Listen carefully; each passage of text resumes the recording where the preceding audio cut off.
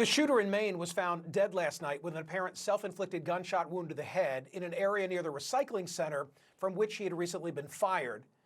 The most recent such crisis now over, my reaction to this week's tragedy is a fatalistic one.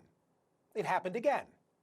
In fact, here's how accustomed, how desensitized I've become to mass shootings. I actually have an outline that I use for my radio programs the day after. It's a reflection of how routine mass shootings have become and how fatigued I am with the idea that anything's ever going to change. Here is my outline. I begin by quoting the Second Amendment. And then I say, well, it happened again. Today, we're monitoring the events in blank and extending our prayers to those residents. It appears this event will expand the list of mass killers in America for calendar year 2020 blank. This is the nation's blank mass killing this year. At least blank have died in those mass killings this year. And so today, blank joins Columbine and Sandy Hook, the Vegas Strip, Pulse nightclub, Marjorie Stoneman Douglas, Virginia Tech, and many others. I've given up thinking that anything will change. Sandy Hook did that for me. If not then, when? Instead, I'm resigned to the fact that this is the price we pay for living in America. The cost of having the right to a firearm enshrined in our Constitution, at least as it's been interpreted by the Supreme Court. We are a nation with too many weapons in too many hands, 120 guns for every 100 people. And we lack the resolve to make significant change. We more tightly regulate drivers and automobiles than citizens with guns. It's what sets us apart from the world. We're not the only ones with a mental health crisis, nor an outlier with violent TV, film, and music. The world is flat. Pop culture crosses national boundary lines.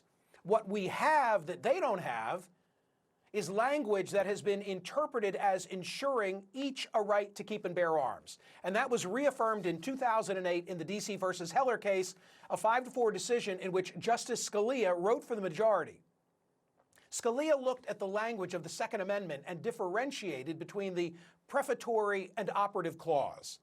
Me, I read them together. A well-regulated militia being necessary to the security of a free state, the right of the people to keep and bear arms shall not be infringed.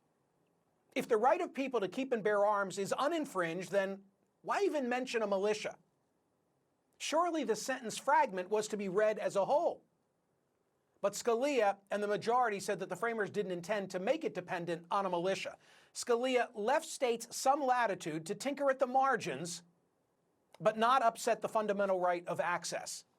And Maine is an unfortunate example of the void that resulted. Maine does not require permits to carry concealed weapons. Maine does not mandate background checks for private gun sales. Maine does not have red flag laws. Maine does not require a waiting period for gun purchases.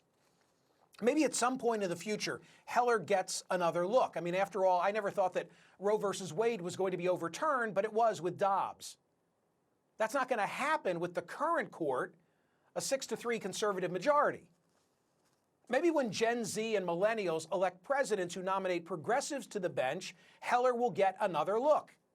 The only other hope is a constitutional amendment, but that's a Herculean task, and there seems no prospect of change coming where it requires a 2/3 vote in both houses of Congress, or if 2/3 of the state request it by a convention called for that purpose.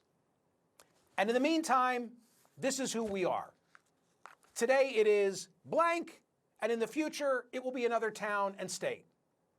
So we will grieve, there will be a presidential visit, and then we will go back to our day-to-day until it happens again.